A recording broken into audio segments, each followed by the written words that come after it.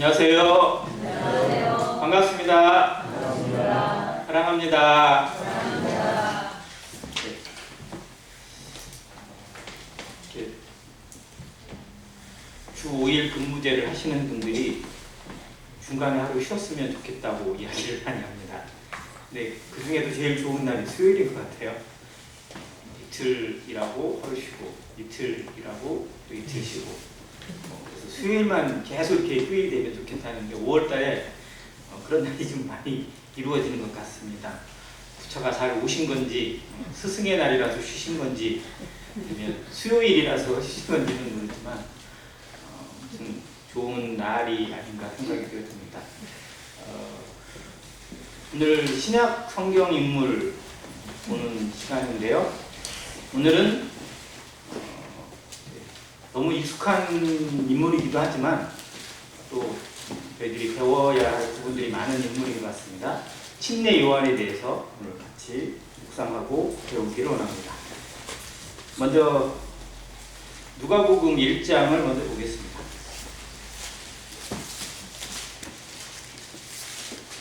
누가복음 1장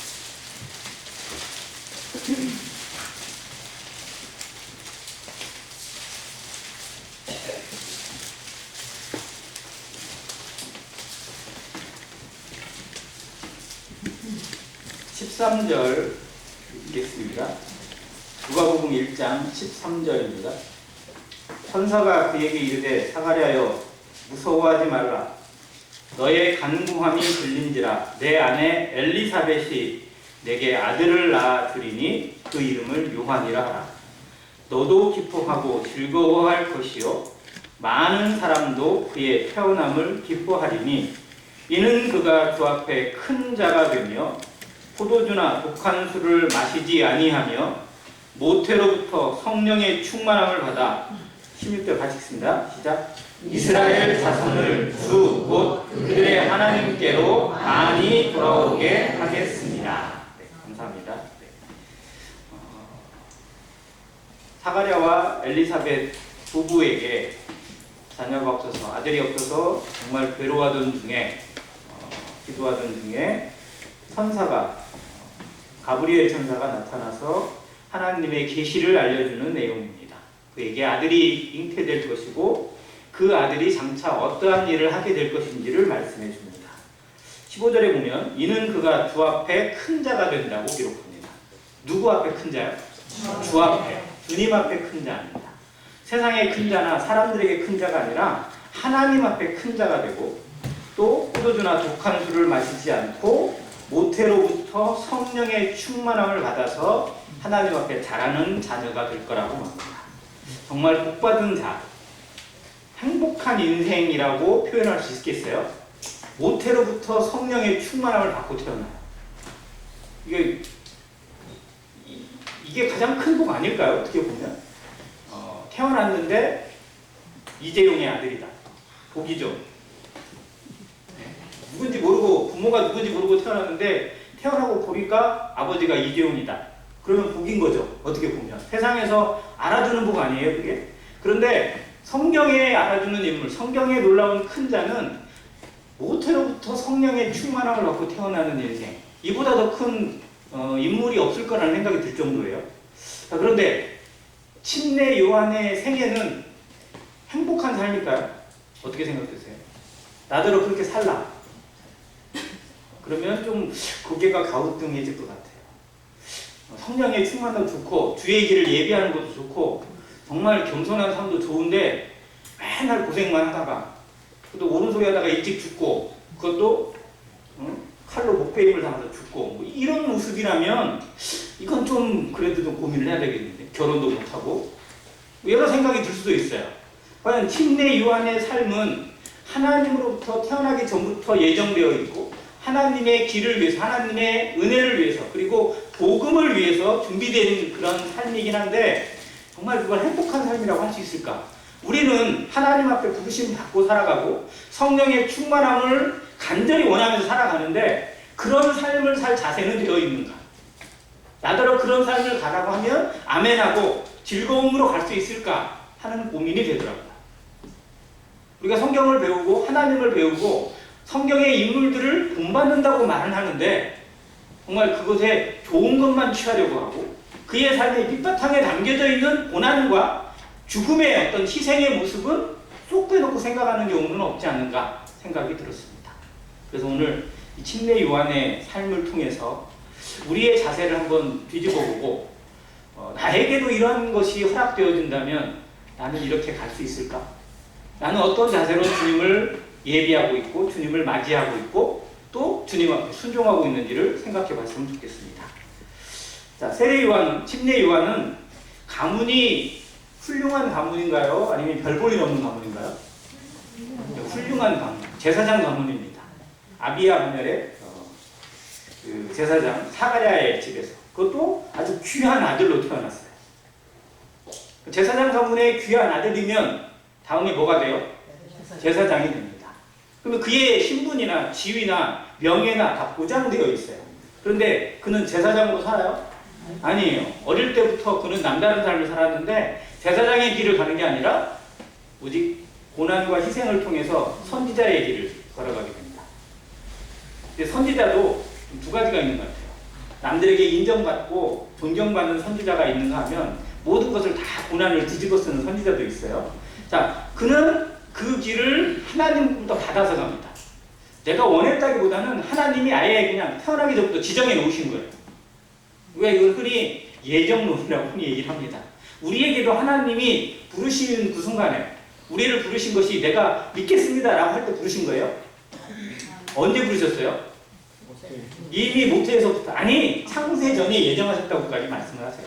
그러면 내가 정말 믿게 될 것도 하나님 앞에 영접되어지고 하나님 앞에 자녀가 되고 교회의 일원이 되어서 섬길 것도 이미 하나님께서는 예정되어져 있고 이미 알고 계신 거예요. 그러면 그 순간에 하나님이 예정하시는 그 순간에 우리에게 맡겨져 있는 직분이나 사명이나 우리의 소명들은 이미 예정되어 있나요? 안 되어 있나요?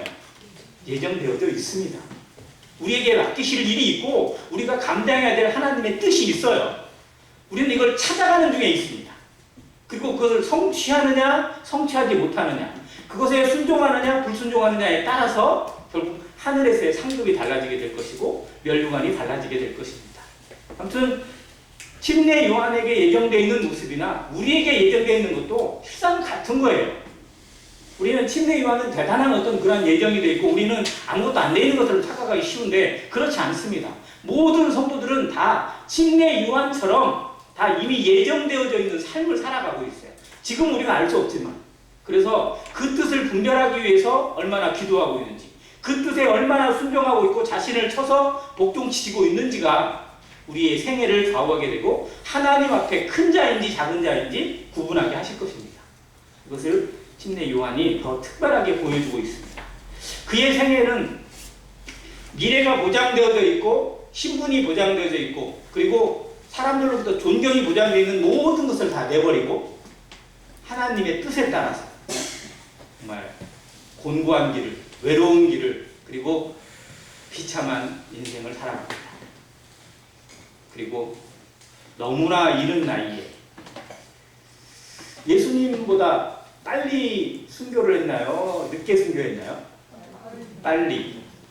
자, 예수님도 어떻게 보면 이 이른 나이에 순교하신 거죠, 실상.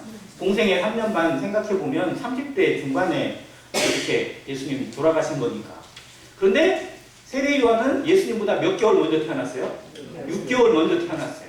그런데 그의 생애에 빛을 제대로 보기도 전에 순교를 당해요. 정말 반짝하고 살아요. 어떻게 보면 스데반하고 거의 비슷한 그런 모습인 것 같아요. 스데반도 준비되어져 있는 그의 것들을 제대로 빛을 발하기도 전에 돌맞아 죽었거든요. 근데 침례 요한도 역시 마찬가지예요. 그에게 하나님이 예정하시고 준비하시고 또 그의 생애에 하나님이 채워주는 게 정말 많을 텐데 그것이 어떻게 보면 다 빛을 발하기도 전에 일찍 죽임을 당한 것처럼 보이기도 합니다. 그러면 그는 그의 역할을 다 못했을까요? 그는 모든 것을 다 이루고 제대로 이루고 하나님께 돌아간 사람이기도 합니다.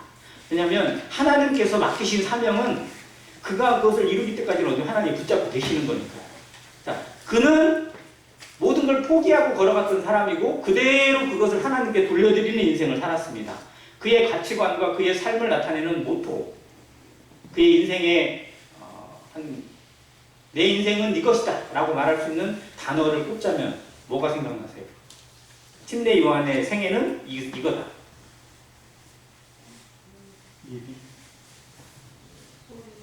나는 소리다.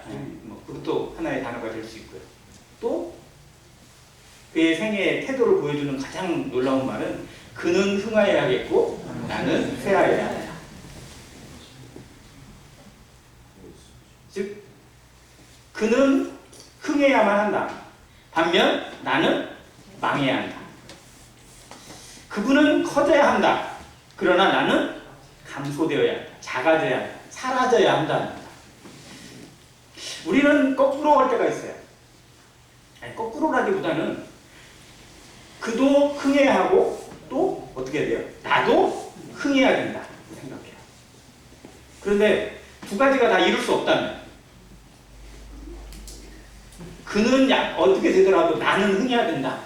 이게 이 시대를 살아가는 종교인들의 모습 아닌가요? 그래서 하나님의 이름을 빌어서 자기의 사업이 잘 되고 하나님의 이름을 맞대서 자기의 인간관계가 넓어져야 되고 하나님의 이름으로 자기의 가족이 잘 되고 자기 건강이 잘 돼야 돼요. 그게 하나님이 이루셔야 될 일이에요. 거꾸로 아니에요? 하나님의 영광을 위해서 내가 어떻게 돼도 상관없는 게 아니라 나의 유익과 내가 잘 되는 것을 위해서 하나님이 도와주셔야만 하나님이에요. 안 도와주면 어떻게 돼요? 어떻게 하나님이 나한테 이럴 수 있어? 라고. 그런 사람의 모습과 그런 세상의 논리와 정반대의 길을 걸어가는 사람이 바로 세례 요한, 침례 요한입니다. 그는 흥하여야겠고 나는 쇠하여야 한다. 이게 말처럼 쉬운 게 아닙니다. 아까도 얘기한 것처럼 우리는 아무리 나를 낮추려고 해도요. 그는 흥해야 된다. 반면 나도 약간은 흥해져야 된다라고 생각해요. 내가 사라지고 내가 망하는 것 자체는 너무 비참하다고 생각해요. 그거는 용납이 안 된다고 생각합니다. 그거는 손해라고 생각해요. 그런데 내가 사라져서 주님이 빛난다면 이것이 진짜 하나님 앞에 살아가는 소리의 삶이에요. 심령은 그걸 칭찬해주고 보여준 사람입니다. 그리고 그런 생애를 보여주는 그의 삶의 간증들이 몇 가지가 있는데 그게 그 중에 한 단어가 신들매입니다. 요한이 고백하기를 내 뒤에 오시는 이가 나보다 엄청 크기 때문에 엄청 유명하기 때문에 엄청 대단한 분이기 때문에 나는 그분 앞에 길을 쓸어주는 그분의 길을 예비하고 그분의 길에 정말 거친 것들을 닦아주는 어떤 길잡이 역할일 뿐이다. 그리고 나는 그분의 무엇도 감당이 안 된다? 신들매, 풀기도 감당해. 신들매가 뭐예요? 네. 지금처럼 뭐 운동화나 뭐 구두나 이런 신발이 아니라 당시에는 샌들이잖아요.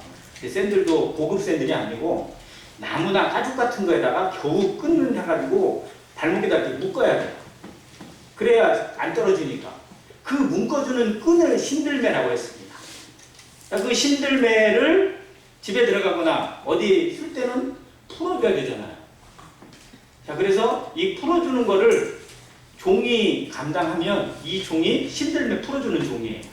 그런데 제자들이 예수님을 따를 때 제자들이 예수님 앞에 우리는 제자입니다. 우리는 예수님을 섬기는 종입니다. 이런 자세로 살았는데 그들의 모토 속에 들어있는 게 뭐냐면 신들매 푸는 건 제외하고가 들어있대요. 즉 그거는 아무리 낮은 종도 쉽게 못하는 일이라고 생각하는 거예요.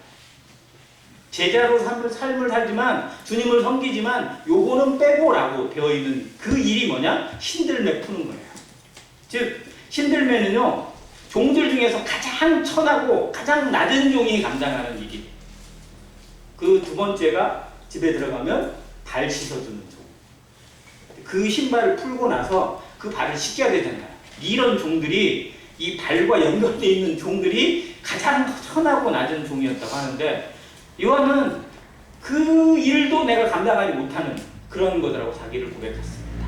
아무튼 그런 삶의 모습들 자체를 우리가 연결해보면서 우리가 정말 주님 앞에 주님이 잘되기 주님만 높여지고 주님의 영광을 위해서 나는 사라지고 나는 없어지고 나는 무시되어도 감사한지 정말 우리는 내 자존심이 그걸 얼마나 허락할지 한번 생각해 보시기 바랍니다. 왜냐하면 이것이 우리 신앙관을 좌우할 수 있는 가장 큰 모습이기도 하고 대부분의 신앙인들이, 대부분의 성도들이 이 부분에서 실제로 많이 걸려요. 주님의 영광, 교회의 영광을 위해서는 나는 희생되어도 좋고, 나는 무시되어도 좋고, 나는 사라져도 좋다. 이게 쉽게 안 되거든요. 나를 무시해? 나를 밟아?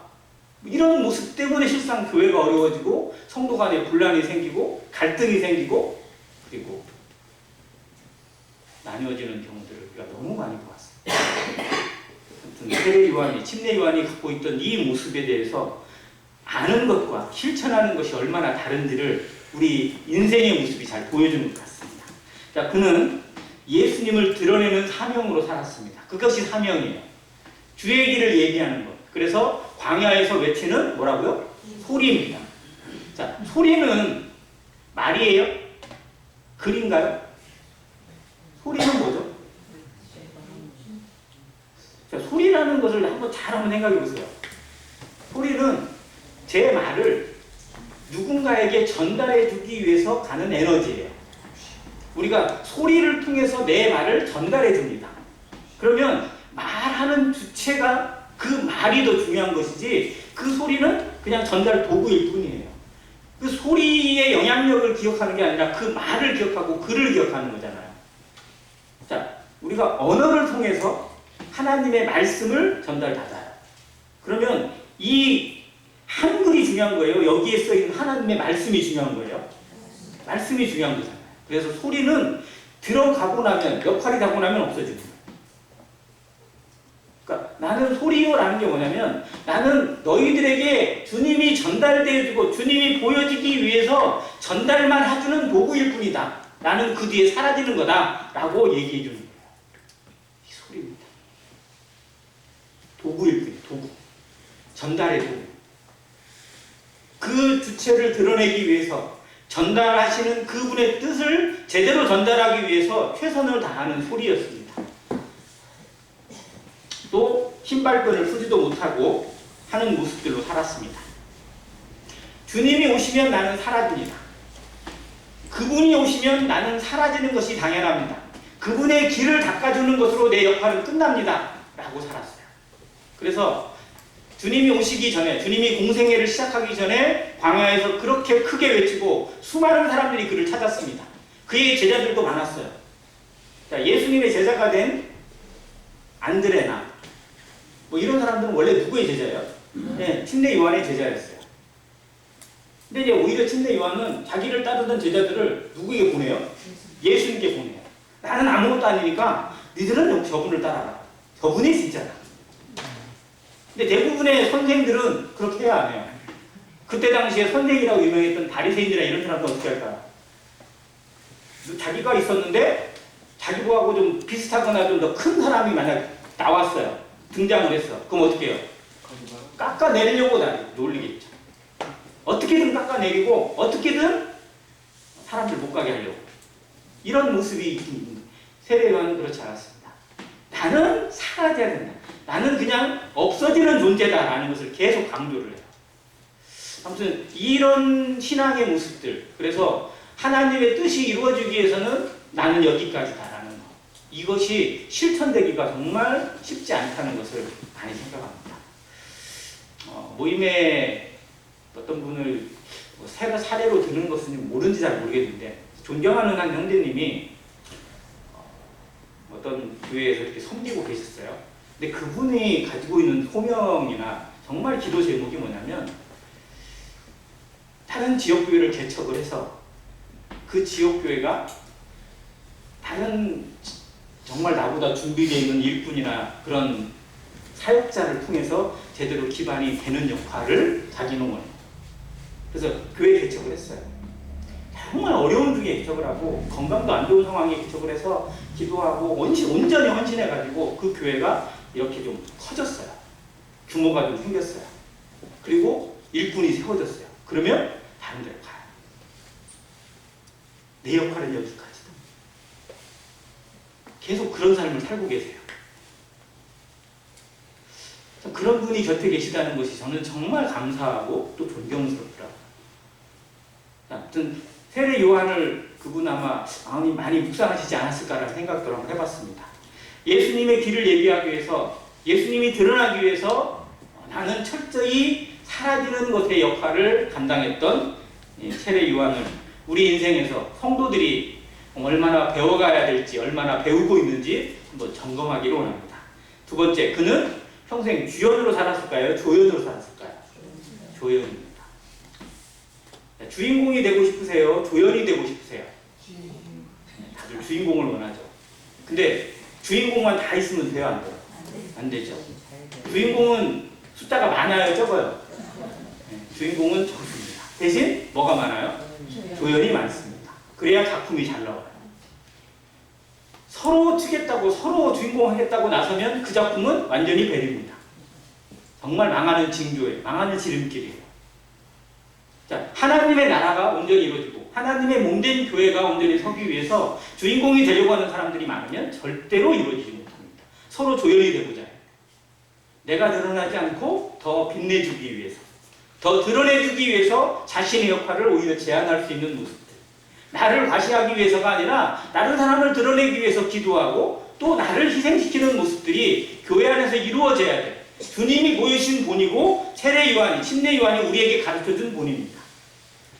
성도들은 이 세상의 주인공도 아니고 교회의 주인공도 아니고 정말 하나님이 만들어주신 모든 무대에서 내 역할을 가지고 내게 맡겨진 사명을 가지고 그 소명에 충실해서 그 일을 통해서 주님을 드러내고 사라지는, 내 역할은 여기까지다라고 합니다. 뒤에 사라져도 이건 정말 주님께 맡기는 거죠. 거기에 뭐 내가 빠지면 어떻게 될 것 같고 내가 없어지면 어떻게 될 것 같고 이건 정말 다 인간적인 생각일 뿐이에요. 자신의 역할이 분명히 주님으로 받았다면 거기까지 하고 물러나는 이런 모습들이 정말 아름다운 조연의 모습이고, 그리고 주연을 더 빛내게 하는, 즉 하나님과 예수 그리스도 성령의 역사를 드러내는 참다운 순종의 모습이라는 것을 세례 요한, 침례 요한이 잘 보여주고 있습니다. 그래서 그가 했던 고백, 그는 흥하여야겠고 나는 쇠하여야 하리라 라는 것입니다. 자, 세 번째는 그의 참된 양심과 인격입니다. 그가 했던 모습들을 잠깐 보겠습니다. 마태복음 3장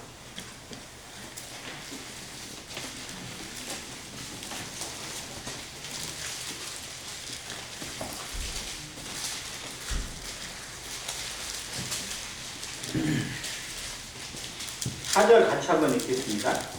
시작. 이 요한은 낙타털 옷을 입고 허리에 가죽띠를 띠고 음식은 메뚜기와 석청이었더라.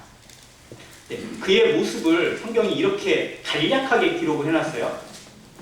다른 말씀 누가복음에서도 이 똑같은 말씀들이 들어있습니다. 자, 그의 행색이 어떠하냐면 옷을 입었는데 낙타털, 약대털 옷을 입었어요. 좋겠죠? 어떠세요? 약대털 옷을 입고 가죽띠를 띄었어요.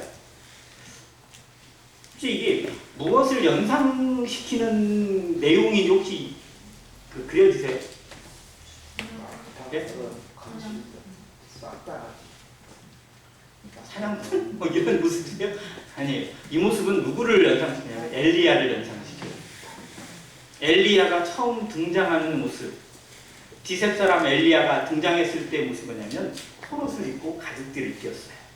또 왕이 그걸 딱 알아봤어요. 아, 그 사람은 엘리야다. 자, 영적으로 다음에 오는 엘리야가 침례 요한입니다. 이건 말라기사가 그대로 보여주고 있는 말씀이고 예수님도 그렇게 말씀하셨어요. 그 사람은 엘리야다. 그리고 내 길을 예비하러 옵니다.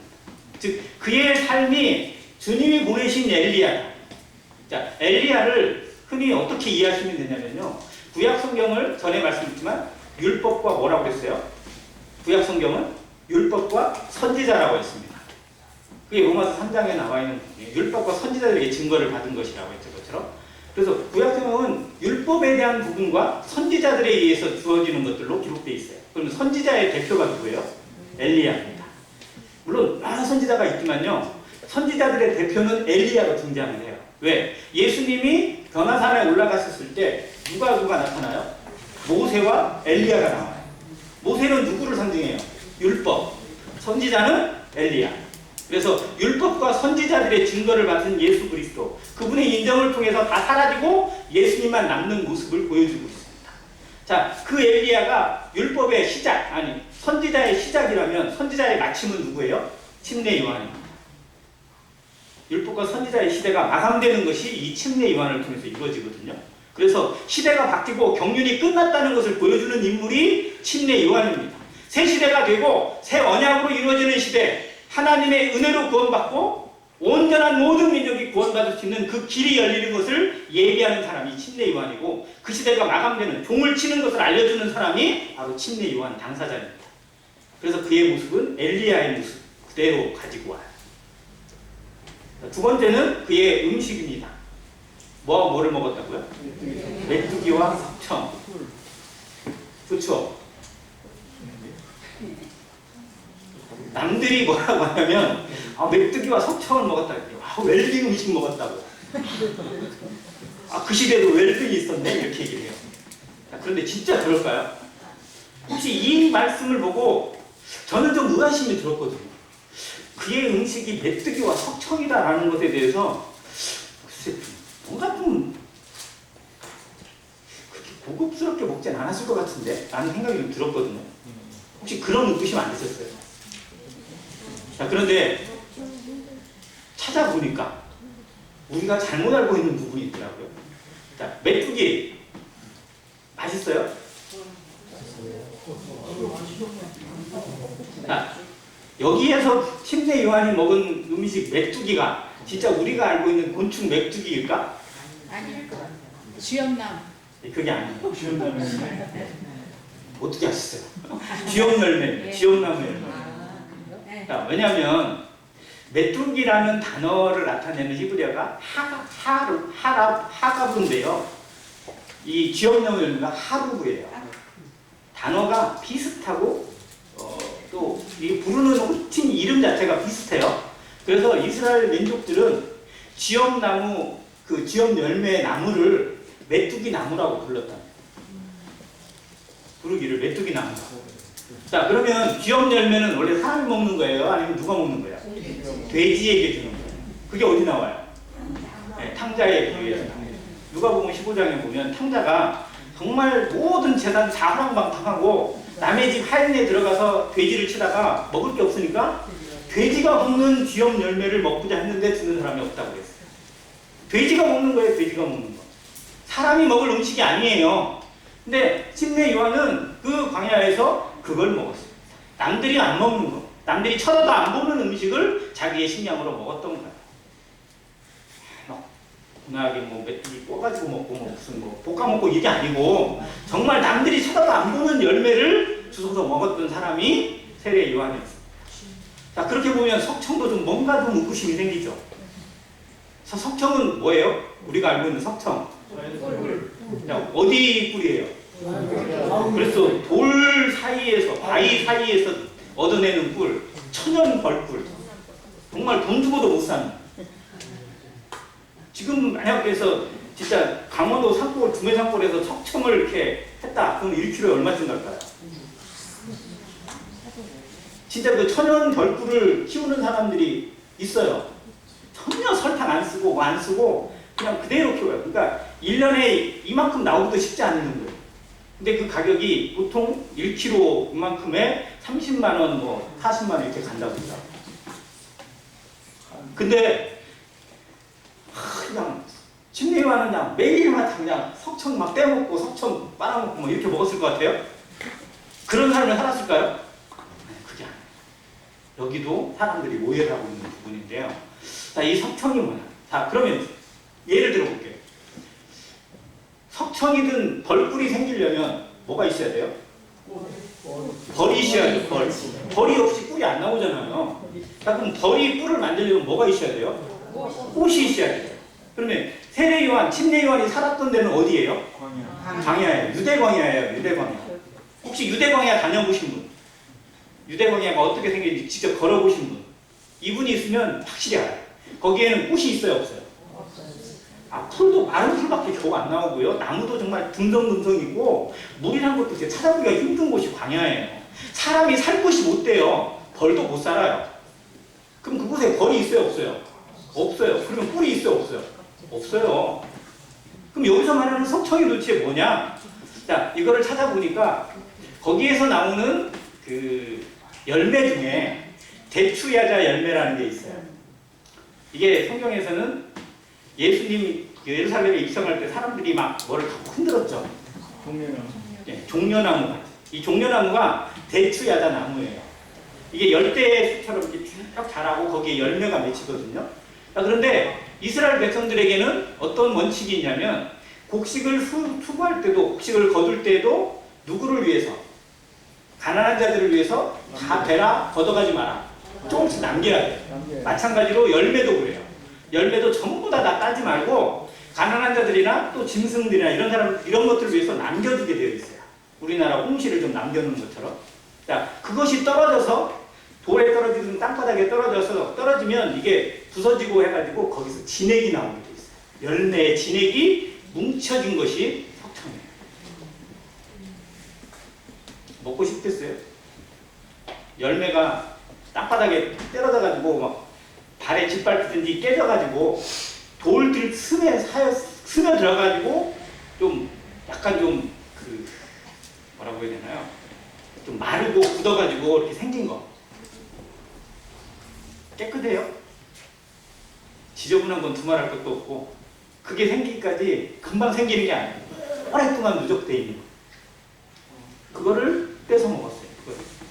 이게 석청이에요. 우리가 생각하는 것처럼 고상하고 맛있고 뭐 이게 아니라 정말 극한의 관원 속에서 하루하루 연명하기도 힘든 상황 속에서 사람도 안 먹고 돼지나 먹는 지엽 열매를 먹고 그 돌들 틈 속에서 있는 진액 굳은 것들을 떼서 먹는 모습이었습니다. 그게 침례 요한의 생애예요. 그런데 그걸 하면서 그걸 먹고 그렇게 살면서 주의 길을 예비하는 삶을 살았고요. 하나님의 나라를 선포하는 삶을 살았고 회개하라 천국이 가까우니라고 외쳤습니다. 그 말에는 놀라운 힘이 담겨 있었고 많은 사람들을 굴복시키는 에너지가 담겨 있고 파워가 있었어요. 그는 먹는 게 별로 없었고 정말 힘이 없고 비틀비틀해야 될 것 같지만 육신에 먹는 것보다 더 큰 것들을 먹었고 하나님의 말씀으로 살았기 때문에 하나님이 주신 계명과 그 사명으로 살았기 때문에 남들보다 훨씬 더 힘이 있는 모습으로 그리고 밝은 눈빛으로 세상을 바라봤고 수많은 영혼들을 향해서 담대하게 하나님 나라를 외쳤던 사람입니다. 환경을 탓하는 삶, 지금에 있는 현실을 탓하는 모습이 아니라 정말 주님만 바라보는 삶, 표대만 바라보고 나아가는 삶을 너무나 잘 보여준 인물이 바로 침례 요한. 이 모습을 정말 우리가 배워가기를 간절히 원하고 어떠한 환경에든 핑계대지 않는 삶을 살아가기를 원합니다. 우리의 생에는 너무 핑계가 많은 것이 사실입니다. 핑계로 얘기하면 세례 요한이나 또 다른 믿음의 선진들이 우리보다 훨씬 더 많은 변명과 핑계를 가지고 있어요. 그러나 그들은 핑계하지 않았습니다. 오직 주의 말씀만 바라보고. 자, 그리고 세례 요한은 어떻게 죽죠? 왜 목을 베게 됐어요? 네. 왕한테 잘못 보여가지고. 아니, 실제는 왕비한테 찍혔죠. 자, 전에 헤롯 왕가에 대한 이야기를 하면서 이 부분을 좀 설명을 드렸는데 헤롯의 아들 중에 3명이 분봉왕이 됩니다. 분봉왕이라고 해요. 진짜 왕도 아니고 그냥 어떻게 보면 조금씩 이런 땅을 다스리는 왕들인데 그 중에 이 갈릴리 지역이나 이 부분을 많이 다스렸던 왕이 헤롯 빌립이라는 왕이 있습니다. 자, 이 빌립은 빌립이 아니고 안디바네요. 빌립은 저쪽 좀 멀리 있는 이방인 땅을 다스리는 왕이고 그 주된 땅을 다스리는 왕이 안티파스라는 왕인데 자기의 배다른 동생 빌립이라고 있어요. 왕이 되는 빌립이 아니고 또 다른 동생 빌립이 있는데 그 빌립의 아내 헤로디아 남편이 살아있는데 과부가 된 것도 아닌데 이 헤로디아도 남편이 너무 힘이 없고 무력하니까 좀 쳐다도 보기 싫고 이 여자가 좀 이뻤는지 어땠는지 안티파스도 이 여자가 좀 마음에 들어서 자기 마누라 놔두고 여기랑 바람이 나가지고 아내로 데려와 버렸어요. 남편이 멀쩡히 살아있는데. 이 악한 범죄에 대해서 정말로 유다 백성들이 전부 다 막 손가락질하고 욕을 하는데 이거를 대놓고 선포하거나 대놓고 하나님과 잘못했다고 말하는 사람이 없어요. 그때 이 침례 요한이 그것이 하나님 앞에 잘못했다고 엄히 꾸중하고 책망을 했어요. 근데 백성들의 존경을 받는 선지자가 그걸 얘기하니까 왕이 막 찔린 거예요. 겁이 났어요. 왜? 그들이 아무리 하나님을 잘 안 믿는 가문인 것 같아도 유대 왕이잖아요. 유대 모든 민족이 하나님을 경외하는 사람들이란 말이에요. 그래서 자기가 왕의 자리에서 쫓겨날 수도 있고 아니면 정말 재앙을 받아서 벌을 받아서 잘못될 수도 있다는 생각을 하기 때문에 저 선지자가 저렇게 얘기하면 막 진짜 막 겁이 나서 어떻게 할 줄 몰랐었어요. 그런데 이 간악한 여자 헤로디아가 왕을 부추겨가지고 함부로 말하는 저런 사람을 가만 놔두면 안 된다고 감옥에 가두라고 그래놓고 그 입을 막기 위해서 잔칫날 그를 목을 달라고 해서 칼로 목을 베가지고 그를 죽입니다. 그가 사역을 시작한 지 따져보면 한 6개월, 몇 개월 되지 않는 시점이라고 알려져 있어요. 그래서 정말 불꽃 같은 삶을 살다가 잠깐 반짝반짝 비추다가 정말 너무나 억울하게 죽임을 당한 사람이 침례 요한입니다. 그런데 그것이 정말 주의 길을 예비하는 마지막 길이라고도 보는 견해가 그래서 있는 거예요. 만약 침례 요한이 거기에 대해서 입을 다물고 있고 말을 하지 않았다면 누군가는 말을 해야 돼요. 누군가는 그것을 하나님 앞에서. 그래서 그 일을 오히려 예수님이 해야 되기도 했고 그렇다 보면 예수님의 공생애가 어그러질 수도 있는 그런 곳에 그의 마지막 역할로 그 일을 했고 예수님 대신에 순교의 길을 간 그런 모습이라고 해석을 하는 경우가 있습니다. 아무튼 그래서 예수님은 그에 대해서 뭐라고 표현했어요? 세례 요한에 대해서 뭐라고 평가를 했어요? 요한은 이 세례 요한은 어떤 사람이다? 여자가 낳은 자 중에 어때요? 가장 큰 자예요. 대단한 표현 아니에요? 근데 그 뒤에가 이제 우리는 더 잘 들어오죠. 그러나 천국에서는 지극히 작은 자라도 저보다 크다고 이렇게. 자, 그게 혹시 무슨 의미인지 아세요? 그 말씀의 의미가? 그러면 세례 요한이 작다는 거예요? 아니에요. 여자가 낳은 자 중에 가장 큰 자라는 의미가 뭐냐면요. 육신을 입고 태어나서 하나님의 은혜 시대가 아닌 율법 시대를 살아간 인생 중에 최고다. 예수님의 시대, 예수님의 은혜로 구원받고 예수님의 은혜로 하나님의 자녀가 되는 우리 같은 은혜 시대를 살아가는 사람이 아닌 그 이전의 시대를 살아간, 즉 율법 시대의 마지막 인물이잖아요. 그 시대를 살아간 인생 중에 최고 큰 자가 세례요.